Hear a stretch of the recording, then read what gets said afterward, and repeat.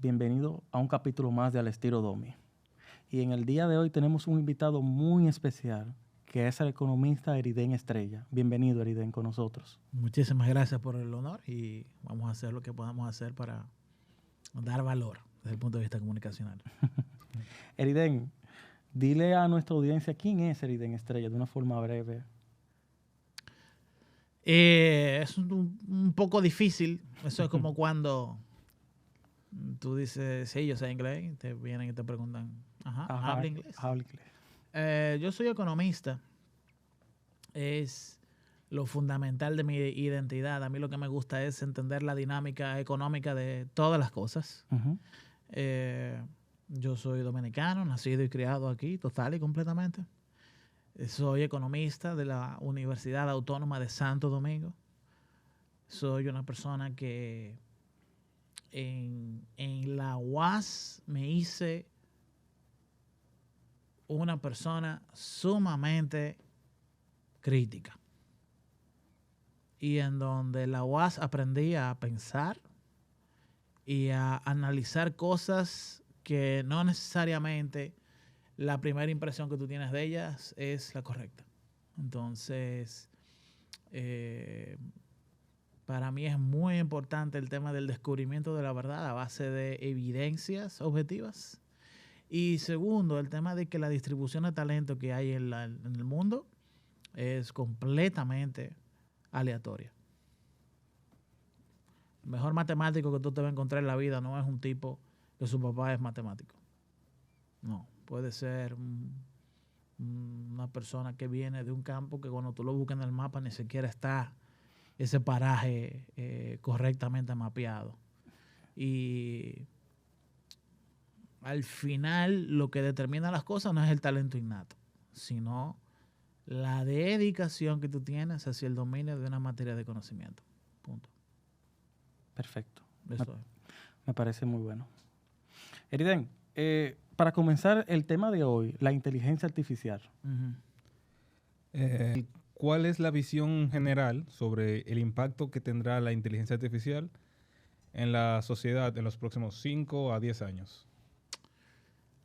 A 10 años es muy difícil de determinar, porque AI es un tema en el que cada 6 meses cambia completamente. Uh-huh. Uh-huh. Incluso es tanto el nivel de cambio que está teniendo que, por ejemplo, tú puedes encontrar en un ámbito laboral una persona que venga y que te diga, sí, yo sé de eso porque yo tengo 20 años trabajando en eso. En AI, el que te dice, sí, yo tengo 2 años trabajando en eso, es como que tú tienes 50 años trabajando en eso.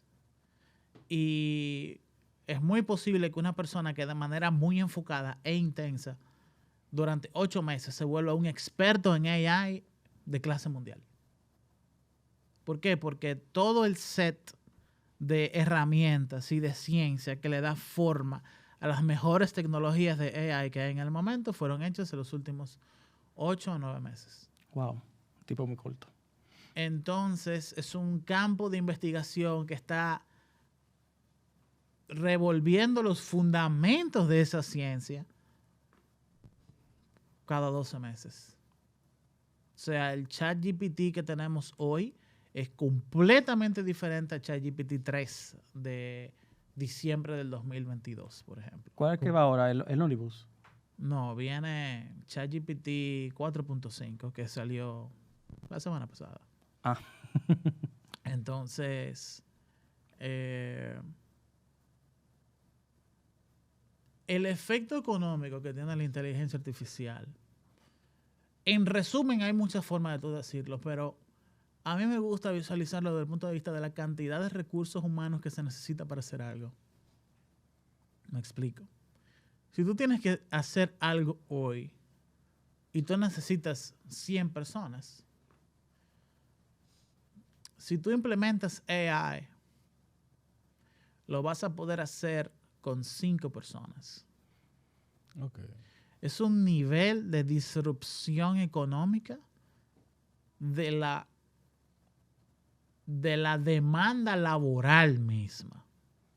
Por ejemplo, la creación de contenido hoy día se puede hacer completamente con AI con una sola persona. Crear contenido. Y no estoy hablando de podcasting, estoy hablando de cine. Ok. Tú puedes prontear una... ¿Cuál sería? Dalí. No, estoy hablando de herramientas especializadas donde tú puedes prontear toda una película. Wow. Y tú terminas con un producto audiovisual en donde el problema es la continuidad, el aspecto de continuidad cinematográfica que te ofrece ese AI.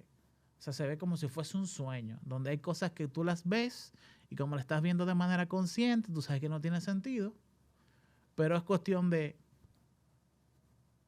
2 años a que esos problemas sean resueltos. Y en 2 años es muy posible que veamos una herramienta de pronteo de video que no solamente te produce video, sino que también te produzca el montaje de sonido. Porque hoy día tú puedes crear una imagen, tú puedes crear un pequeño corto de 20, 30 segundos, cosas así, ¿no? Claro. Pero al menos las herramientas que están gratuitas son así.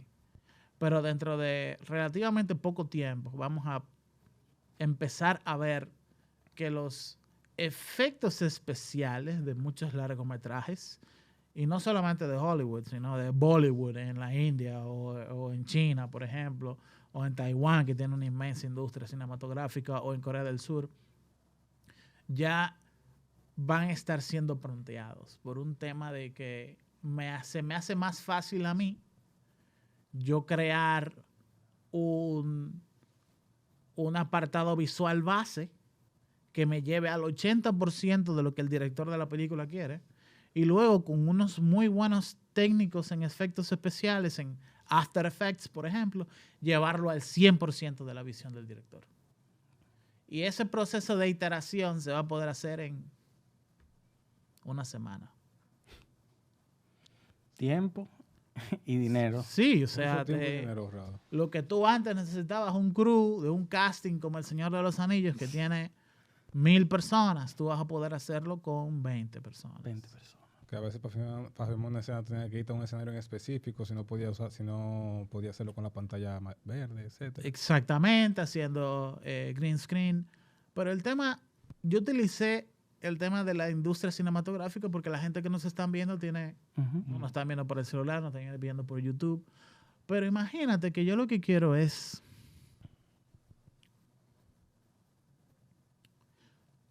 uno de los trabajos más complejos que hay ahora mismo es el diseño de microchips. Ajá. Los chips tienen un roadmap, es un mapa que parece una calle. Es literal, tú ves, el roadmap es el diseño de un microchip. Ok.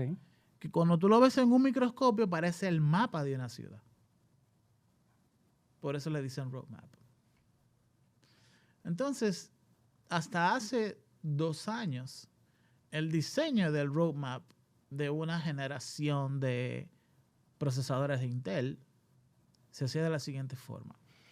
En una fase mejoraban el método de fabricación del chip a fin de que consumiera menos energía o de que fuese más pequeño.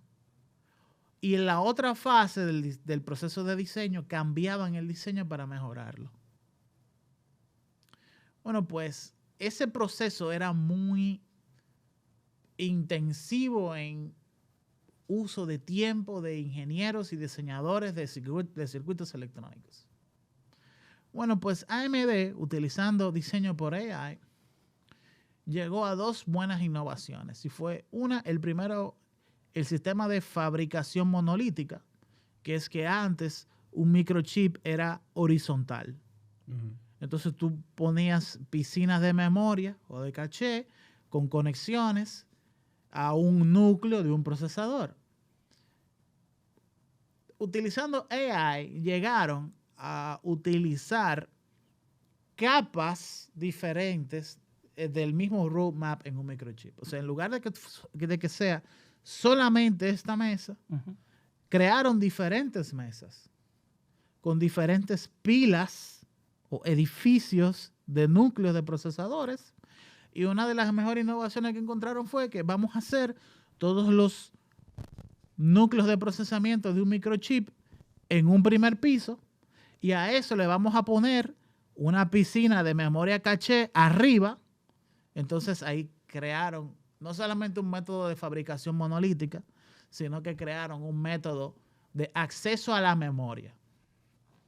Antes tú necesitabas tener un núcleo de un procesador aquí y de este lado estaba la memoria, donde se almacenan los datos que van a ser procesados. Y en el medio se conectaba con una línea de procesamiento. Okay. Lo que hicieron fue que en una dimensión de la tabla tenían los procesadores y le pusieron la memoria arriba. Justo encima. Esa innovación fue con AI. Ok. El proceso de tú acumular miles de capas de silicio hasta llegar a tú tener el soporte de tú colocar memoria arriba de un núcleo, era muy complejo hacerlo manualmente. Y suena como algo obvio. Muchísimas casas tienen 2, 3, 4, 5 plantas, Sí, ¿no? claro. Pero la innovación específica fue la línea que tú utilizas para conectar el núcleo del procesador con una piscina de memoria caché arriba. Y fue posible Eso con es IA. algo que AMD ni siquiera ha querido patentar para no darle el chivo a Intel. Diablo. E Intel, lo que te estoy explicando es una especulación de cómo AMD lo ha logrado. Bueno, como nos ha patentado, no es oficial. Básicamente. Pero este es otro ejemplo de cómo un grupo de buenos profesionales están utilizando AI para maximizar un proceso. Entonces, al final, AMD tiene entre un 35 a un 40% más de eficiencia en calor y procesamiento y uso de batería que Intel. E Intel, por no utilizar AI de manera eficiente, están anquilosados en un proceso de fabricación muy ineficiente y en un proceso de fabricación que no permite el diseño de nuevos procesadores. Desde otro punto de vista, tú tienes a Apple, que decidió agarrar el toro por los cuernos y tomar una infraestructura de procesamiento que es RISC. RISC es Reduce Instruction Set Compiler. RISC, el famoso RISC-V, RISC-P, que es el tipo de procesadores que utilizan los celulares. Hay dos tipos de arquitectura de procesamiento. x86, que son esas computadoras grandes, que todo el mundo tiene en una laptop, Sí. y ARM, o RISC-V. Que son los que están en los celulares y El tema es que esto es más eficiente en uso de batería porque utiliza menos memoria, tiene muchas menos complicaciones en las instrucciones, en las operaciones computacionales que pueden hacer, mientras que una computadora x86 puede hacer todas las operaciones computacionales. Pero el problema es que como tiene toda, lo que se puede hacer, tiene demasiado espacio dedicado en el microchip, dedicado a operaciones de computación que el usuario no hace en el 99.9% de los casos. O sea, mucho proceso innecesario, básicamente. Sí, mucho legacy, pero que es necesario para que una computadora común pueda hacer todas las operaciones computacionales que existen. Mientras que ARM es una reducción de eso,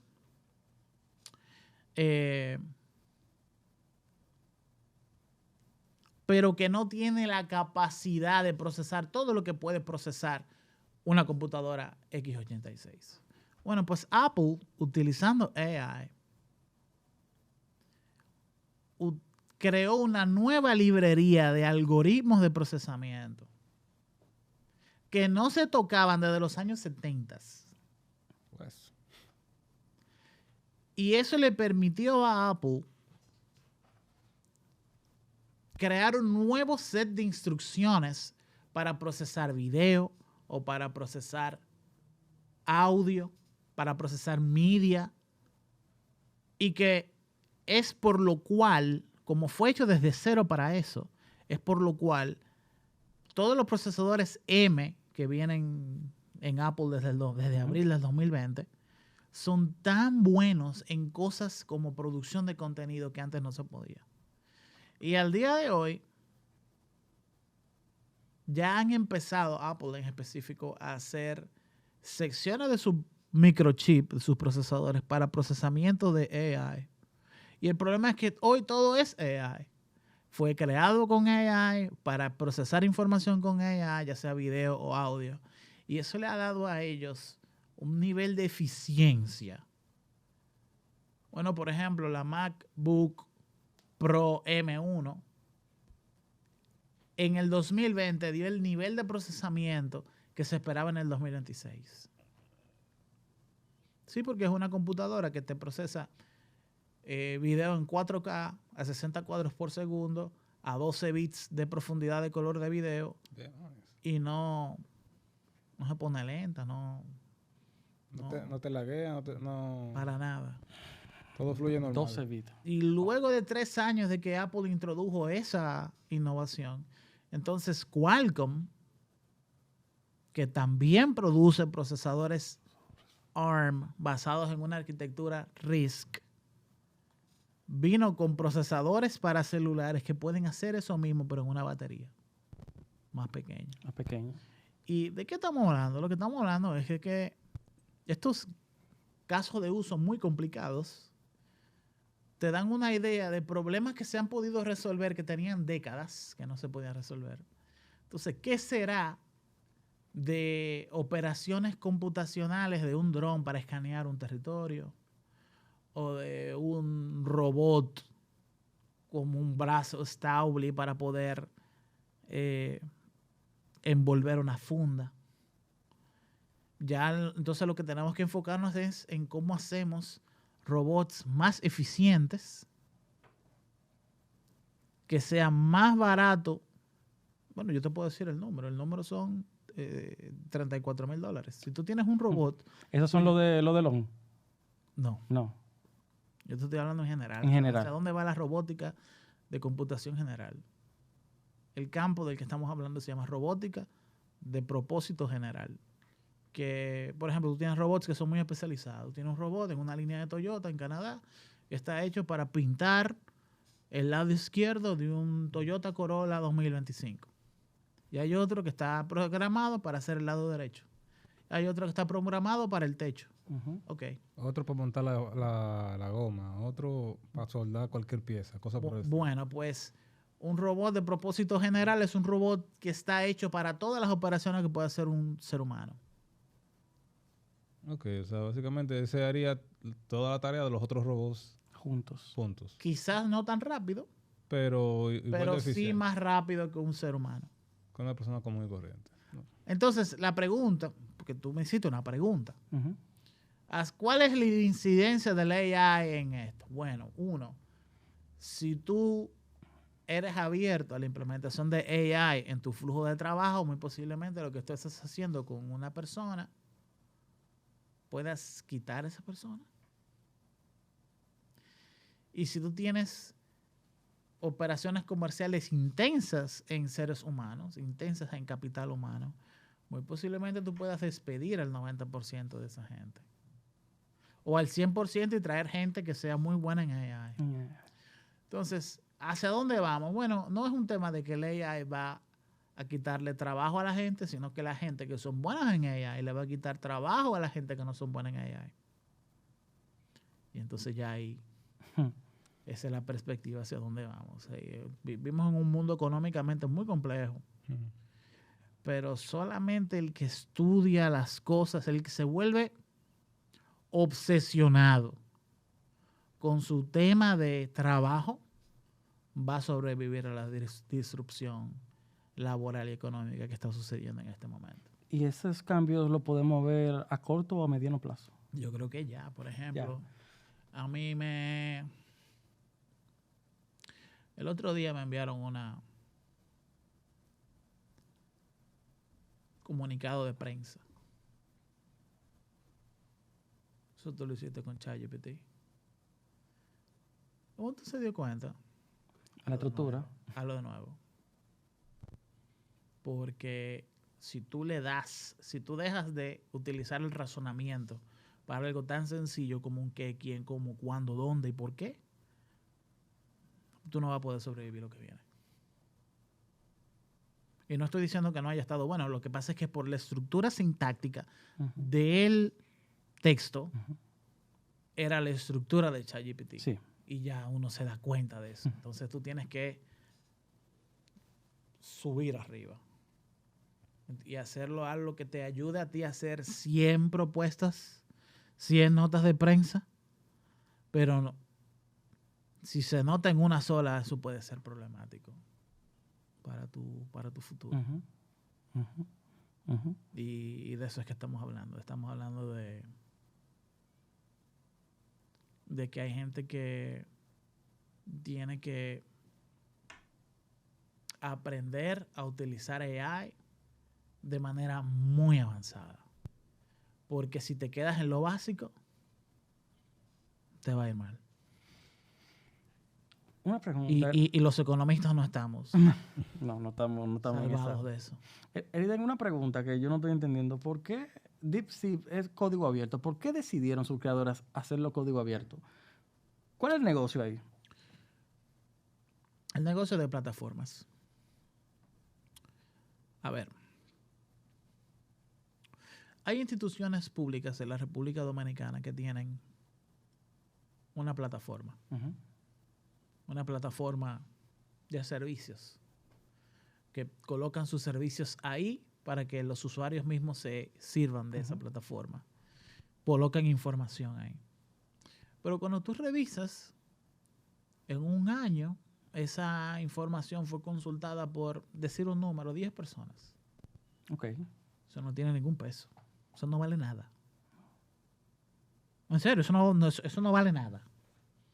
Si en un año una base de datos fue consultada por 10 usuarios, eso no vale nada. Eso ciérralo. Eso tú lo pones ahí en un website que tú le pagas los $15 al año y ya.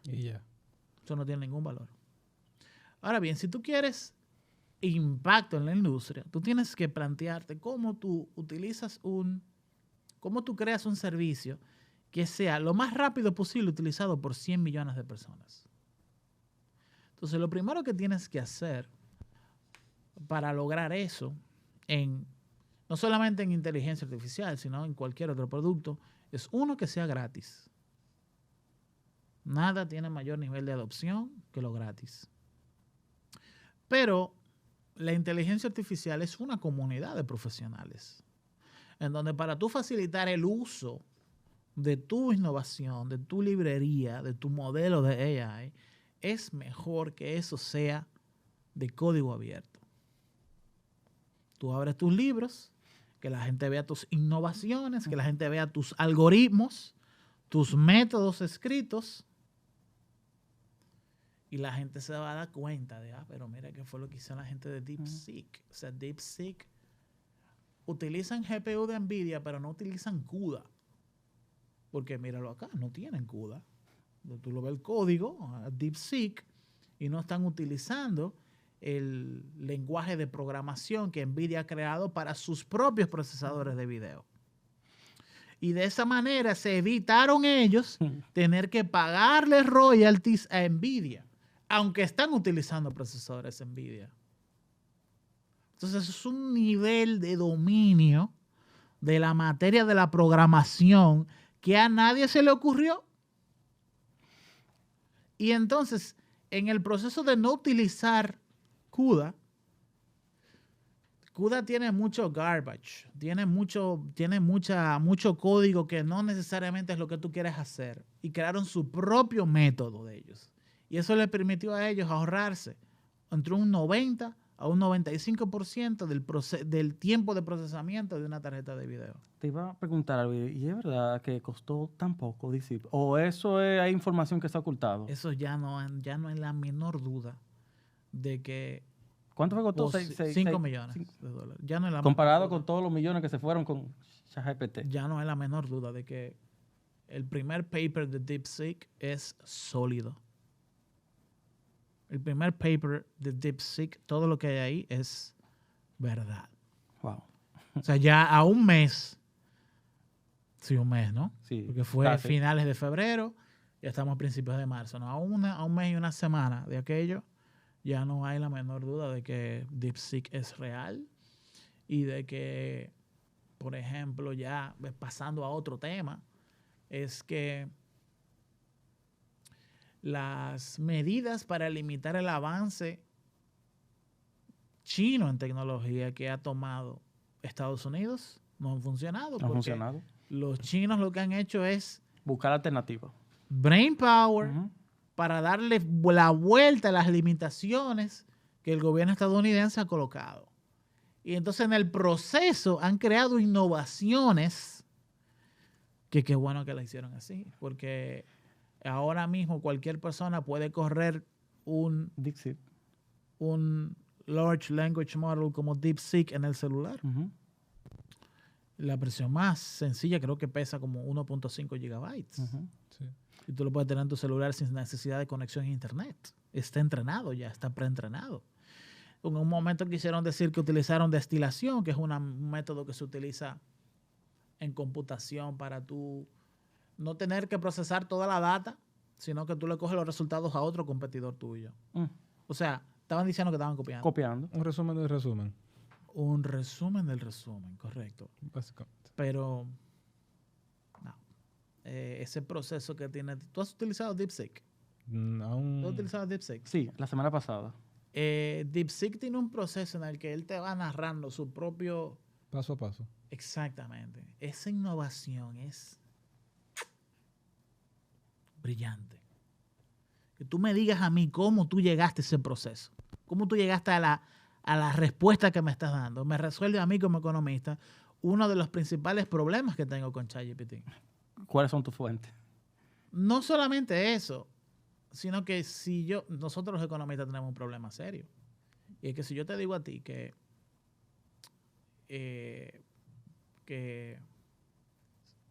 tema hipotético, si tú me dices a mí, no, si yo te digo a ti, mira, Estados Unidos le ha dado 340,000 millones de dólares a Ucrania para la guerra. Pues, Tienen que ser 340,000. No pueden ser 335,000 ni 345,000. Tiene que ser 340,000 porque hay un riesgo reputacional, porque es el margen de error del cual estamos hablando son 5,000 millones de dólares. Entonces ChatGPT hasta hace poco tiempo alucinaba mucho.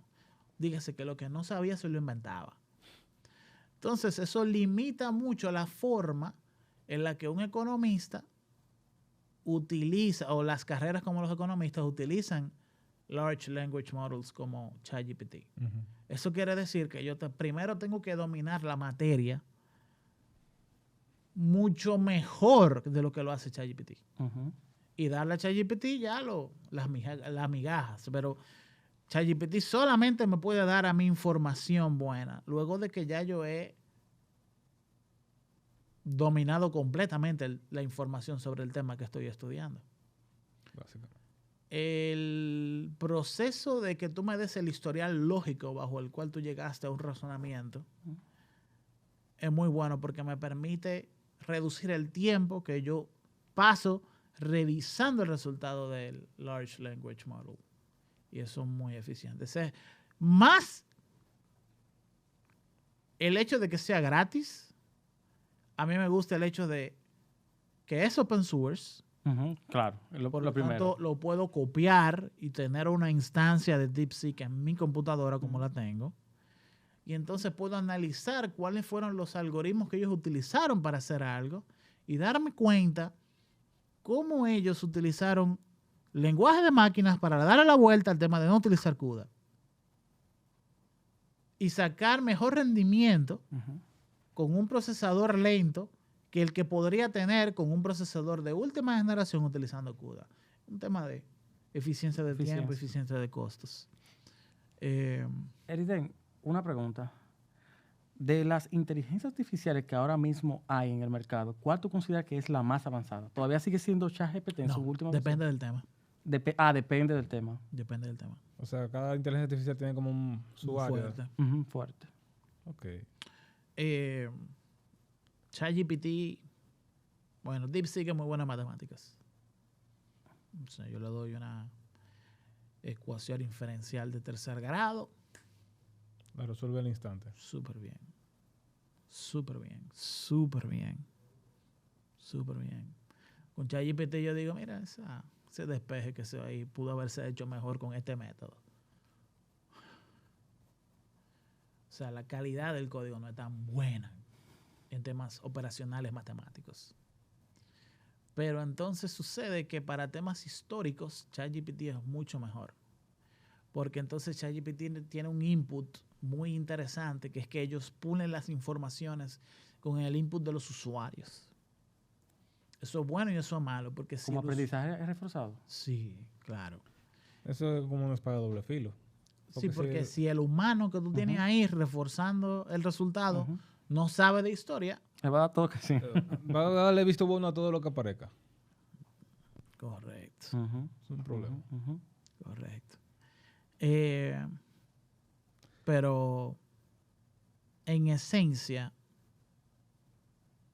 DeepSeek es una gran innovación.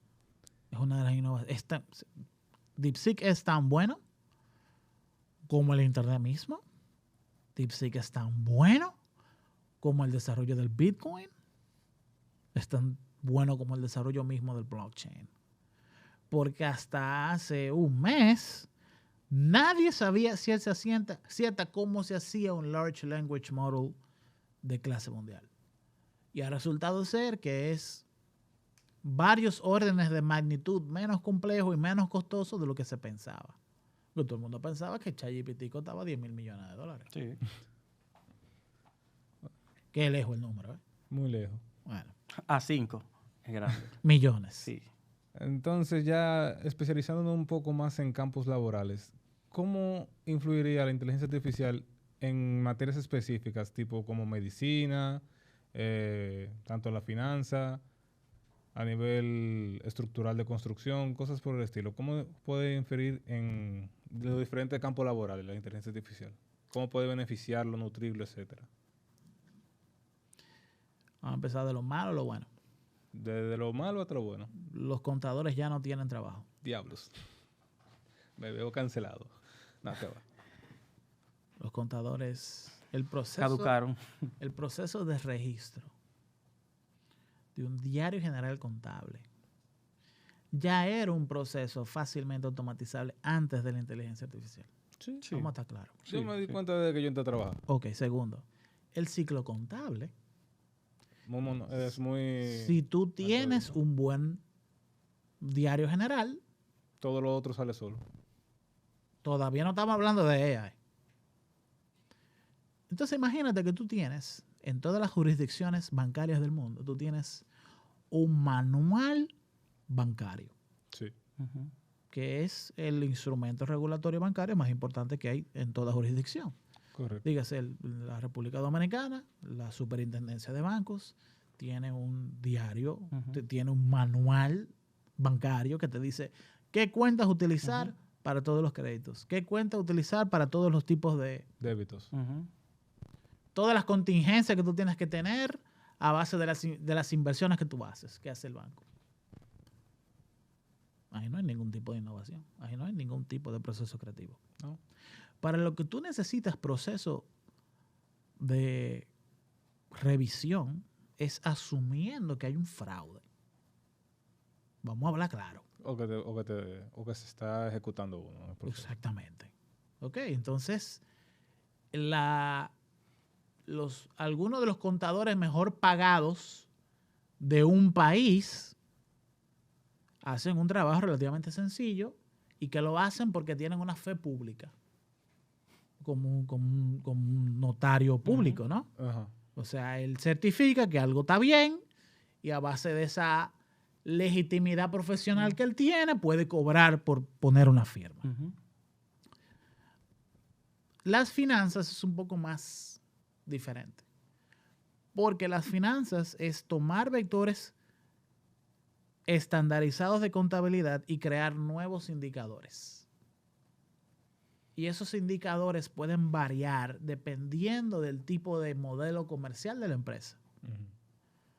Por ejemplo, no es lo mismo el tipo de estado financiero que tiene una empresa de producción de plátano, para no hacer un tema muy complejo, a una empresa de producción de maíz.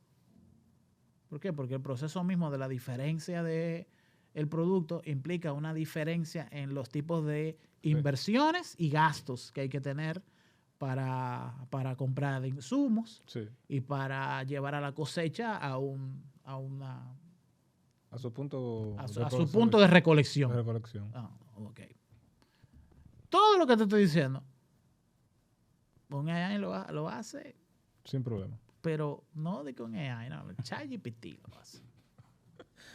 Pero mira, tú te metes en la versión del API, del protocolo de automatizado, y tú puedes hacer una relación programática con ChatGPT brillante. Tú no necesitas una gente que te verifique eso. El tema es cuando te está dando problemas tu modelo de negocios.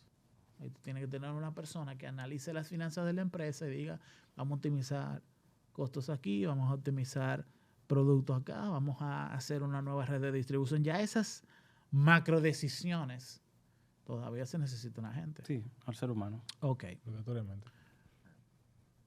Por ejemplo, todavía no se ha podido automatizar los sistemas de high frequency trading que hay en Wall Street. ¿A qué yo me refiero?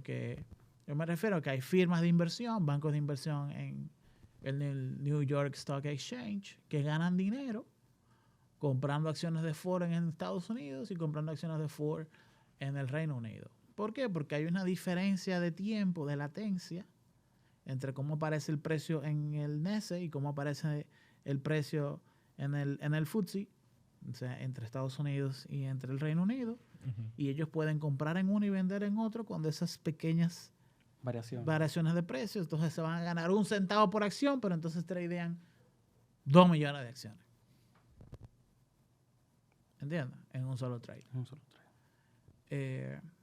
Sin embargo, la supervisión de eso todavía tiene que ser una gente. Digo todavía, ¿eh? Todavía. De momento. Correcto. Y la preparación de esa persona tiene que ser altísimamente matemática para asegurarse de que el riesgo esté mitigado lo menos posible. Las únicas cosas que yo no veo que se puedan en la que pueda como automatizar son cosas como un médico, un masajista, un maquillador, todavía hay un tema de UI UX, de User Interface y interfaz de usuario, que hace que la naturaleza de la cognición humana prefiera hablar con una persona antes de que con una máquina, aunque hasta eso tiene reservas, porque parece que la generación que viene prefiere hablar con una pantalla y no con una persona. También es cierto. Y entonces la investigación académica, que tiene una relación intrínseca con lo desconocido, no se puede todavía automatizar bajo ningún contexto posible. Dígase, las políticas económicas de desarrollo que implementó Singapur funcionaron en Singapur. Pero tú tratas de implementarlas en la República Dominicana y posiblemente no funcionan. No caminan. Posiblemente. Todo depende de cómo la gente las capte o las acepte. Entonces, ahí tú necesitas un grupo de expertos e investigadores económicos que te ayuden a apretar los detalles entre una y otra cosa. Pero esas personas tienen que ser top de top en cada una de sus áreas.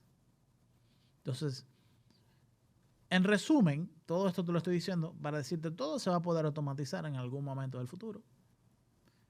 Pero la investigación no va a poder ser. Uno de esos. No, la investigación académica. El trato físico con el ser humano, tampoco.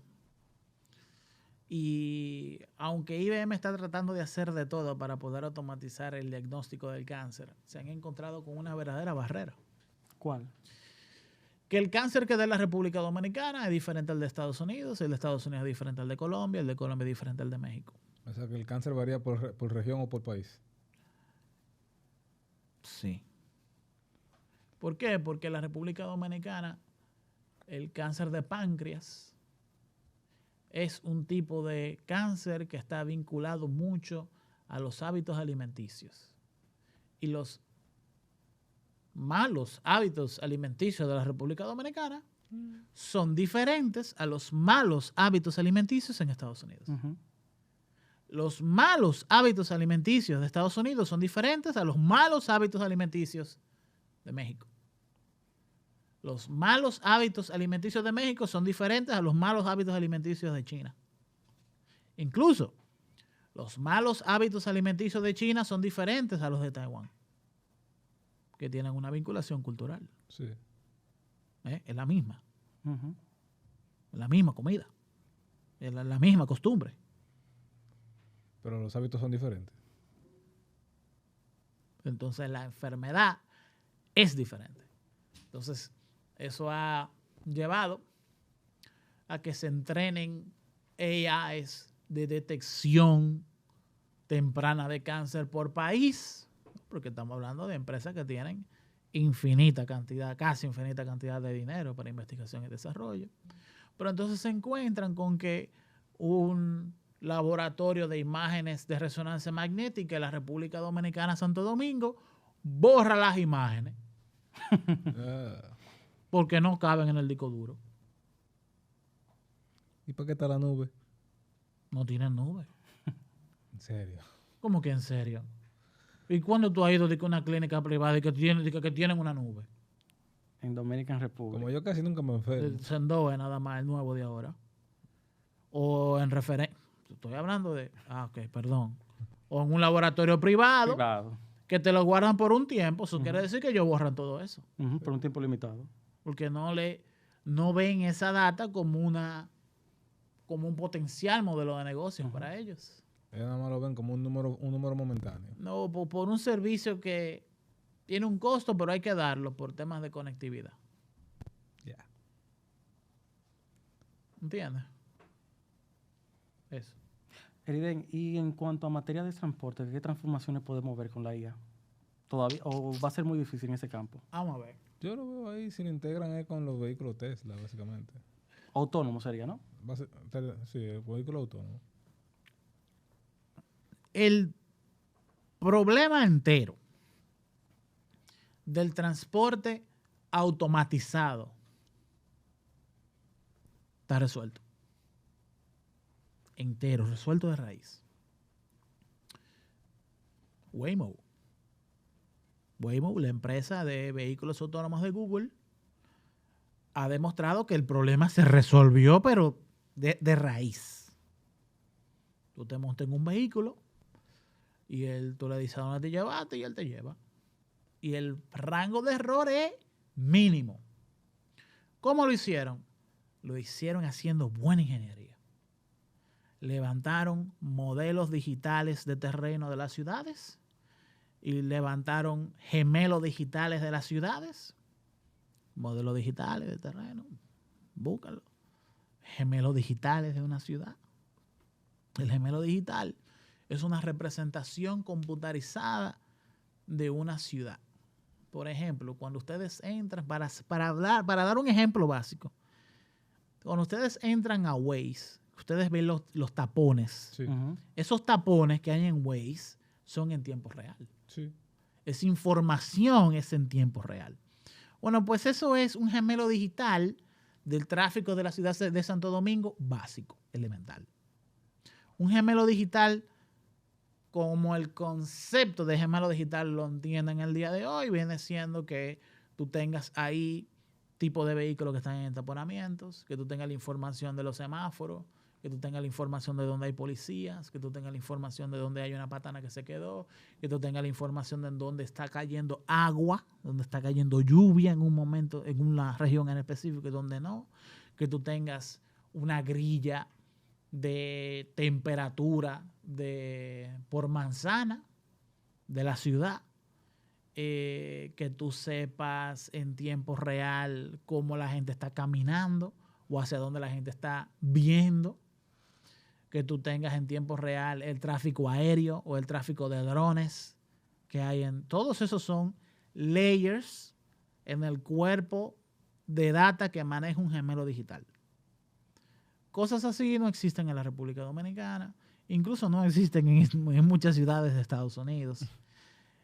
China sí está muy adelantado a esto, Europa también. Europa. Europa. Me sorprende mucho. No, lo de Europa, bueno, Ámsterdam. No tiene madre. Esa gente está... A otro nivel. Sí, por un tema de que Ámsterdam, perdón, Países Bajos. Que tenemos... Ellos pasaron una legislación, ahora el país se llama Países Bajos. Es parecido con lo que nos pasa a nosotros con la India, que ya no es India. Correcto. Va a ser así mismo. Exacto. Entonces, ellos lo tienen por un tema de defensa propia, porque como están debajo del nivel del mar, viene cualquier cosa con una inundación fuerte, ellos tienen que saber exactamente dónde se rompió un dique. Ellos tienen un gemelo digital con medidores de agua. Y ellos saben exactamente cuál es el nivel de... cuál es el nivel de soporte estructural que tiene un dique. Okay. Y si se rompe, ellos saben en qué momento, cuándo se rompió, hacia dónde va a llegar el agua, etc. Y ahí pueden tomar acción de manera inmediata. Pueden tener una mejor respuesta. Coordinación de la respuesta ante el desastre natural. Okay. Mucho mejor. Entonces, Google con Waymo pudo hacer esto de manera muy efectiva. Incluso ellos cambiaron en la utilización de cámaras por LIDAR. El LIDAR es un sensor que emite rayos láser que no son visibles al ser humano, pero te dan una panorámica. Una panorámica tridimensional. Y entonces a base de eso también pueden ver el espectro de luz visible tridimensional que tiene un lugar. Y ellos lo único que necesitan es cruzar esa data con la data de Google Street Map. Y entonces todo lugar que tenga un buen cuerpo de Google Street Map, con los sensores que tiene el vehículo, entonces con un buen gemelo digital, ya ellos pueden establecer un sistema de servicios de taxis autónomos. El tema es que parece como que funciona para recolectar información, pero no necesariamente rentable. Okay. Todavía no es rentable. Todavía no. Todavía Waymo es un barril sin fondo, como muchos otros proyectos de Google, pero ellos captan tanta información de Waymo en tiempo real que esa data es demasiado valiosa para ellos y ellos prefieren seguir subsidiando Waymo. Al final incluso ellos ven una forma de integrar la información de Waymo con el mismo Google Earth y esas son algunas de las potenciales utilidades de la inteligencia artificial que estamos viendo. Pero ¿cuál es el problema del AI? El problema del AI es que es grande, corporativo, costoso, hasta hace poco tiempo. Hasta DeepSeek. Ya sabemos que no necesariamente tiene que ser grande, complejo y costoso. Puede ser grande y puede seguir siendo complejo, pero no necesariamente es costoso ya.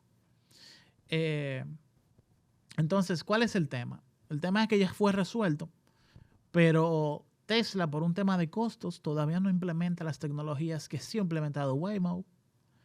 Creo que Tesla, y ya esto no es ningún tipo de consejo de inversión, pero yo no me llevo mucho de los fundamentos económicos financieros de Tesla como empresa.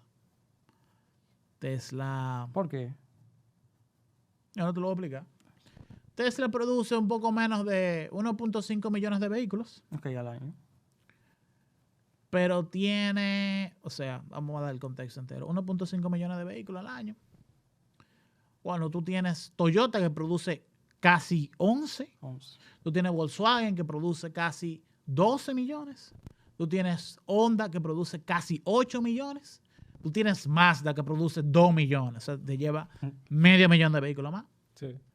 Entonces, todas estas empresas ganan dinero, mucho dinero. 25 a 30% de margen de comercialización por cada vehículo que ellos venden. O sea, de un vehículo Toyota que vale $100,000. Toyota no, Lexus, pero Lexus es de Toyota. Ujú. Ellos les ganan a eso $30,000. Bueno, los márgenes de comercialización de Tesla son mucho menores. Mucho menores. Y entonces tienen una capitalización de mercado superior a Volkswagen, a Toyota, a Mitsubishi, a Nissan, a Honda, a BMW, Daimler. O sea, es claramente una empresa sobrevalorada. Claramente una empresa sobrevalorada. Y entonces, como no tienen tantos vehículos todavía, y el mercado de segunda mano, lo normal es que un vehículo se deprecie en 5 años. Estamos hablando entre contadores, ¿no? ¿Verdad? Sí. Ujú. Aunque yo no soy contador, yo soy más economista, pero sé mucho de contabilidad. Un vehículo se deprecia en 5 años.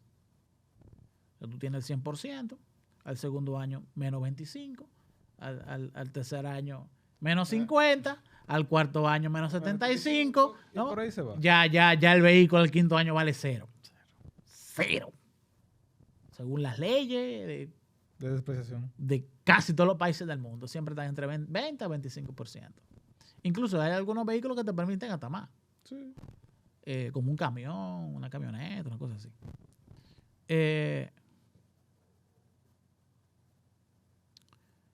El mercado de segunda mano de Tesla es terrible. Se devalúan muchísimo esos vehículos. 40 y 50% por año. Wow. Sí, claro, porque hay un deterioro en el uso de la batería. La batería. Ujú. A la gente no le gusta comprar un vehículo de batería usado. No. No. La gente te lo puede comprar nuevo, con Pero esa solo. batería prestina. Pero Hasta que la batería comienza a fallar y después ellos que no lo quieren revender. entonces, comprar una batería nueva para un Tesla es comprarte un vehículo nuevo. Entonces prefiero comprarme el vehículo nuevo. Pero eso no es solamente un tema de Tesla. Es un tema de todos los vehículos de ultralujo eléctricos. Por ejemplo, el Porsche Taycan está pasando por un proceso serio en este momento. Entonces, ¿dónde la ecuación hace sentido? Hace sentido. Cierro el capítulo de Tesla, Ujú. sobrevalorada. Entonces, hay un fuerte choque en el mercado automotriz por los vehículos chinos. El precio promedio de un vehículo eléctrico en Estados Unidos son $70,000. Ese siendo $70,000 siendo el mínimo. ¿Y el Sigul? Un vehículo nuevo, totalmente eléctrico, en Estados Unidos, tiene un precio promedio de $70,000. Una familia estadounidense de 4 miembros tiene un poder adquisitivo de $60,000 en un año promedio en Estados Unidos. Pero eso es suponiendo que también los niños estén trabajando No, No. o solamente el mamá y papá. dos mamá y papá nada más. Ok. Ok, con 2 niños. El poder adquisitivo extra, luego de solventar casa, seguro médico, comida, colegiatura de los niños, Después comida, de los gastos normales. $60,000. Ok. El costo promedio de un vehículo convencional de gasolina en Estados Unidos, $45,000. Vayan Sí, no. estructurando eso en una barra. Costo de vehículo eléctrico chino en China, $35,000. Mitad de precio. Con razón esos aranceles.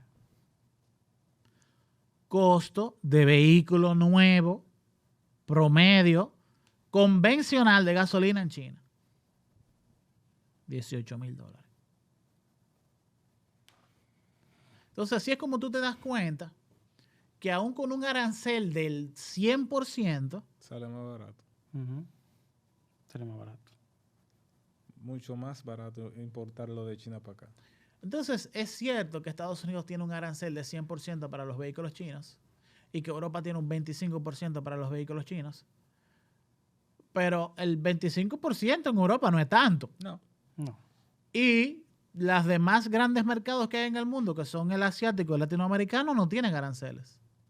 Eso significa que los latinoamericanos y los asiáticos vamos a tener acceso a mejores vehículos porque son súper innovadores los chinos en esto. El vehículo chino, tú no puedes decir que un vehículo malo. No. No. No. En el 2015 tú podías decir, en el 2018, 2019 tú podías decir que era malo. Pero el vehículo eléctrico chino del 2025 es lo mismo que un Tesla. Pero a un 50% menos del costo. Wow. Entonces, los aranceles estadounidenses van a ayudar a retrasar la entrada de esa oferta, pero las empresas estadounidenses, si no tienen la presión de la innovación directa, se van a ir anquilosando. Y yo creo que ya se nota. Porque el vehículo estadounidense es de relativamente mala calidad en comparación con un japonés ya. Sí. Ujú, sí. Incluso de mucha mala calidad con un europeo. Sí, en verdad. Sí, claro. Se que nota la sí. diferencia. Sí, claro. Yo no voy a decir nombre, pero esas camionetas grandes, negras, con mucho cromo, que cuestan $120,000, $140,000. Si tú te compras una Range Rover, te va mejor con la Range Rover.